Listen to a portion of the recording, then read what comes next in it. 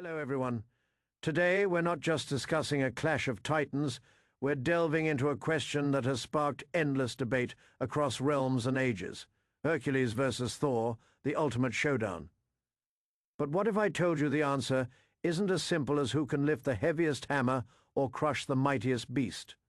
What if true strength lies in something far more profound than mere muscle and thunder? What if the essence of their power, their very destiny, dictates an outcome far more complex than a simple victory or defeat?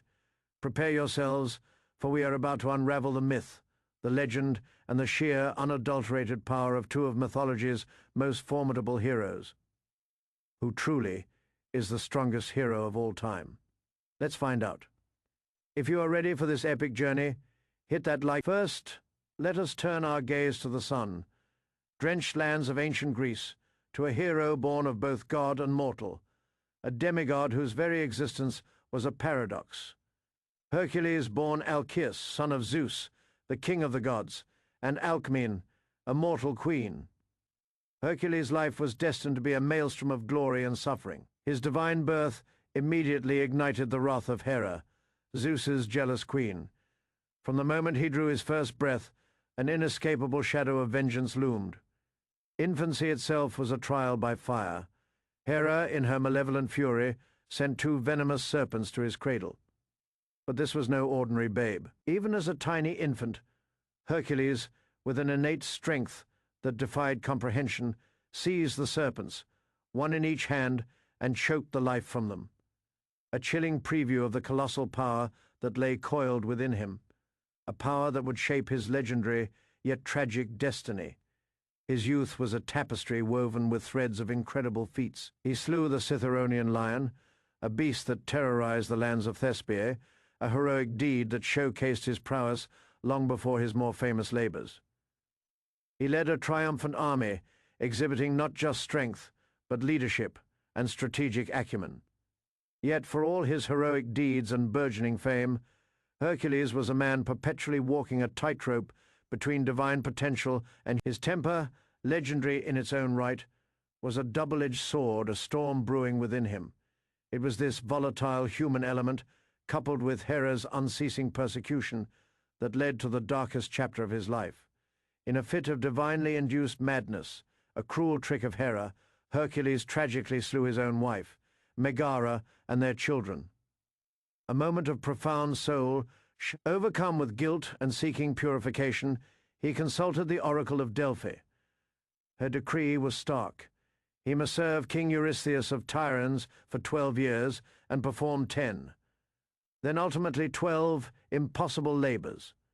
These weren't mere tasks. They were death sentences cloaked as penance, each designed to break his spirit and end his life. But what Hera entailed, each labor became a monumental testament to his indomitable will, his raw, unyielding strength, and his cunning resilience. Let's recount some of these trials, for they reveal the true measure of Hercules' might. First, the Nemean lion, not an ordinary beast, but a monstrous terror whose hide was impervious to bronze, iron, or stone. Hercules, stripped of all weapons, faced it. Imagine the raw, unadulterated fury. He wrestled it not with strategy, but with sheer visceral force, crushing its very breath from its body. This wasn't just a kill. It was a declaration that even the impossible would bend to his might.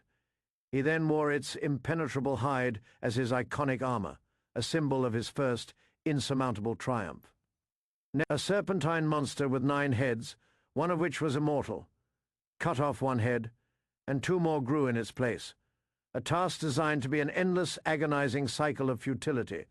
But Hercules, with the aid of his nephew Iolaus, cauterized each neck as he severed a head, preventing regeneration, and for the immortal head, he buried it deep beneath a colossal rock. This labor wasn't just about brute force. It showcased his adaptability, his strategic thinking when faced with an overwhelming, seemingly infinite threat. The Hydra's venom, however, proved useful as he dipped his arrows in it, making them instantly lethal, a double-edged boon that would later play a tragic role in his own demise. Then came the Ceryneian hind, a magnificent golden. Hercules couldn't kill it, only capture it. For a full year he pursued this impossibly swift creature across mountains and valleys, a test of his endurance, patience, and unwavering resolve. A testament to his ability to not just overpower, but to outlast and outmaneuver. He finally caught it, presenting it to Eurystheus before releasing it back to the goddess. The Erymanthian boar, another Hercules, with an ingenious plan, chased it tirelessly through deep snow until it collapsed from exhaustion. He then netted it and carried the squealing, massive beast on his shoulders back to Eurystheus, terrifying the king into hiding. This demonstrated not just his strength, but his ability to break the will of even the fiercest creatures, bending nature to his will.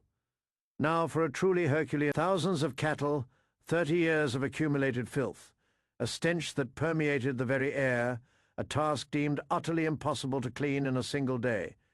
Eurystheus likely snickered, anticipating failure, but Hercules, a paragon of resourcefulness, simply diverted the rivers Alpheus and Peneus, routing their mighty currents through the stables, washing away the filth in a single ingenuity, mastery over nature, a solution as grand as the problem itself.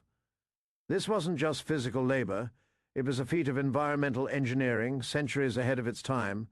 The Stymphalian birds, man, eating birds with bronze beaks and metallic feathers that could be fired like arrows, plaguing the region of Stymphalia, Athena, ever the helpful patron, provided Hercules with a pair of bronze clappers. As they flew into the sky, he shot them down with his poisoned arrows. This task showed his capacity for ranged combat, his ability to work with divine aid, and his tactical use of tools to overcome a widespread menace. Next, the Cretan bull, a magnificent yet rampaging beast sent by Poseidon. Hercules traveled to Crete, wrestled the bull into submission with his bare hands, and then rode it across another colossal creature, effortlessly subdued by the demigod's brute force and sheer will. The mares of Diomedes' flesh-eating horses, kept by the Thracian king Diomedes. These were no ordinary steeds. They were savage, untamable engines of destruction.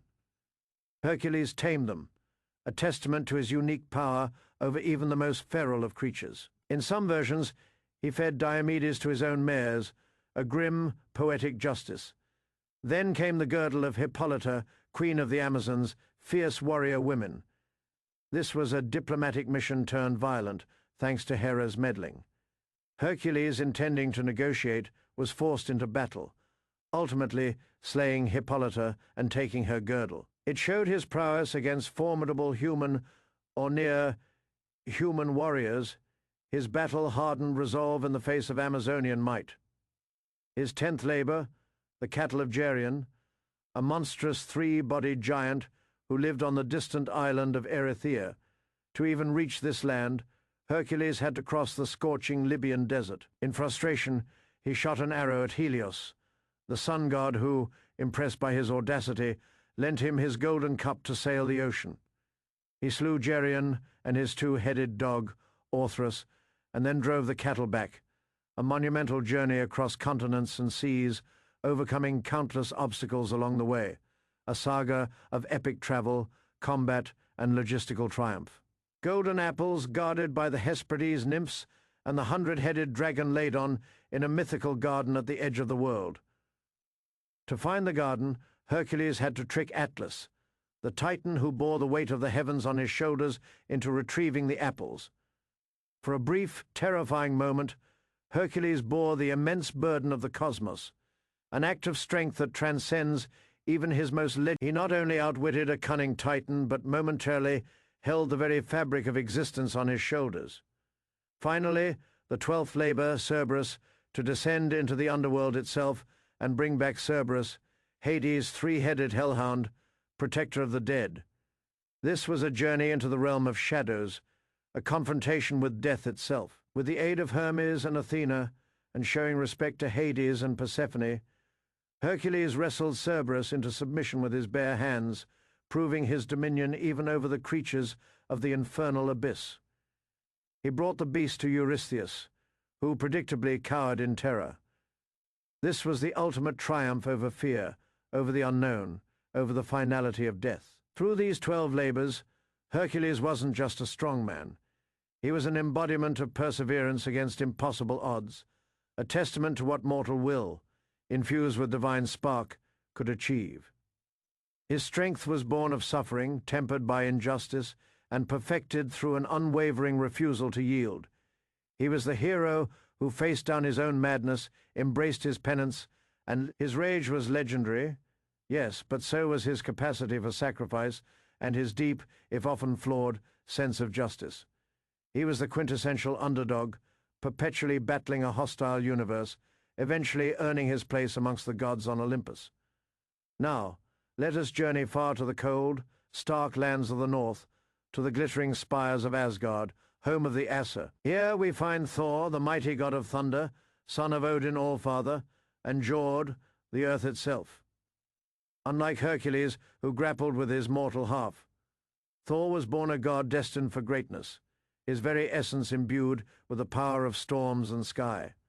His strength was not merely physical, it was cosmic, elemental, woven into the fabric of the universe itself. His iconic weapon, Mjolnir, the enchanted hammer, was more than just a tool of war, forged in the heart of a dying star by the master dwarven smiths. Brokkr and Sindri, Mjolnir was a weapon of unparalleled power. It granted Thor mastery over lightning and thunder, allowed him to fly, and possessed the unique ability to always return to his hand. But Mjolnir also carried a sacred enchantment. This wasn't just a test of brute strength. It was a test of character, of honor, of a pure heart dedicated to justice. Thor's worthiness was a core aspect of his power, setting him apart from all others.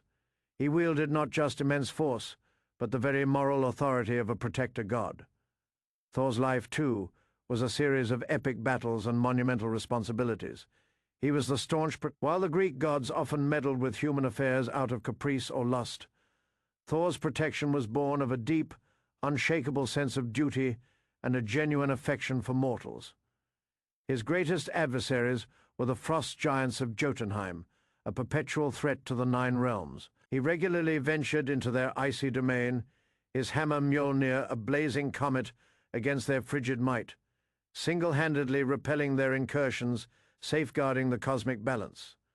One of his most iconic and terrifying adversaries was the Midgard serpent, Jormungandr, a beast so vast it encircled the entire world, its venom capable of poisoning all of creation. Their encounters were cataclysmic, tearing the very fabric of reality.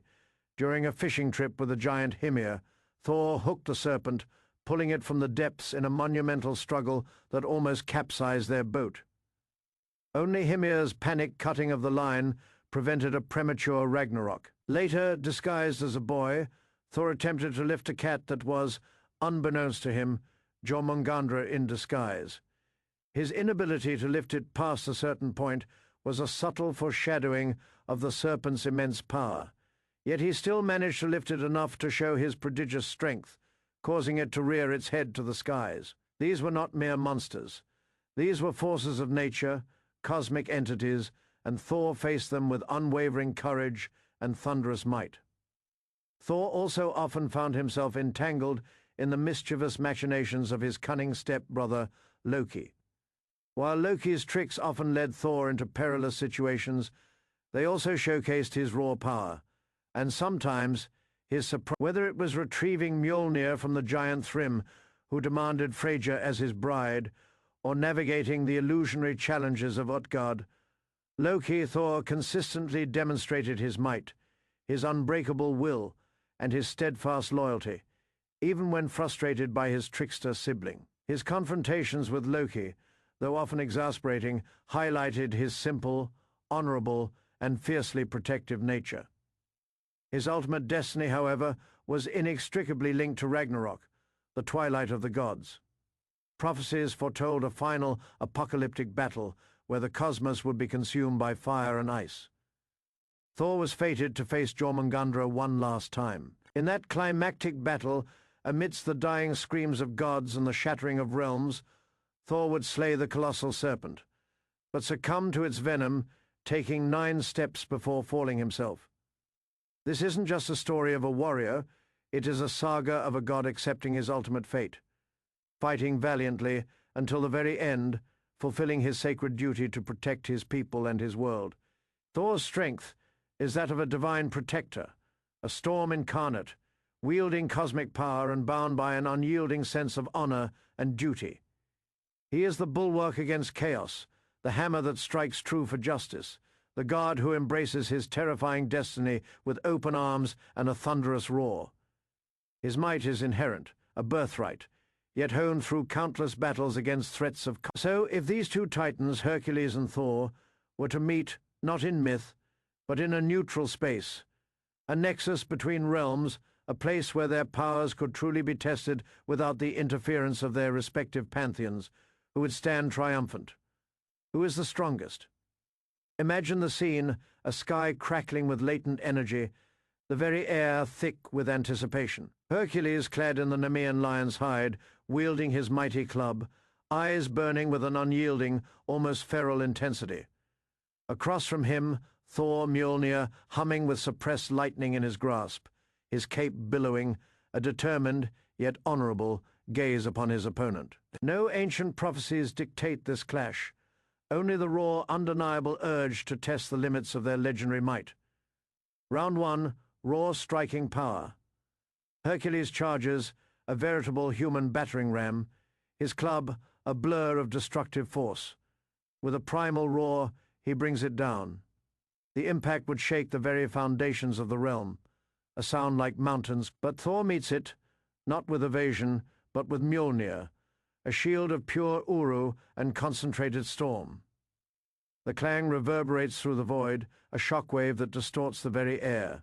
Neither gives way. Hercules follows with a flurry of bare, fisted blows, each punch capable of felling a lesser god, each landing with the concussive force of a meteorite. Thor, a paragon of divine resilience, absorbs them, his muscles flexing, his stance unyielding.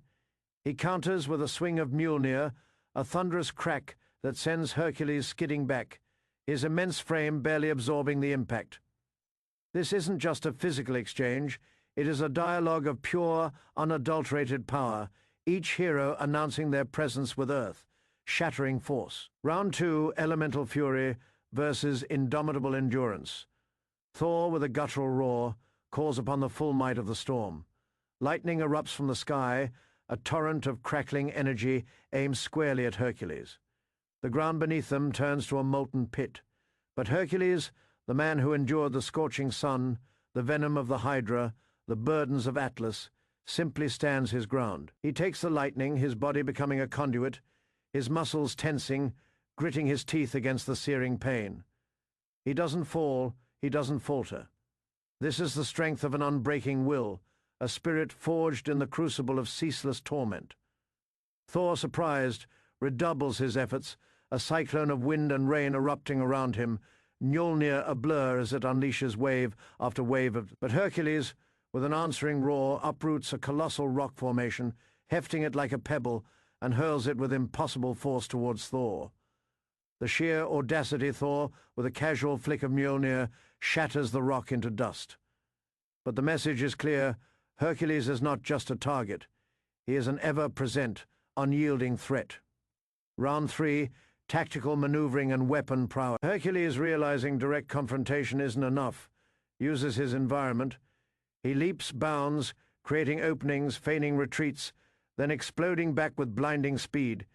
His club becomes an extension of his will, striking with precision despite its heft. Thor, ever the warrior, matches him. Mjolnir, with its unique properties, becomes a whirlwind of destruction, deflecting blows. Thor can summon gusts of wind to disorient or create momentary barriers of ice. Hercules, however, is a master of improvisation. He might use his raw strength to reshape the very ground, creating fissures or launching himself off crumbling cliffs. This isn't just about who hits harder.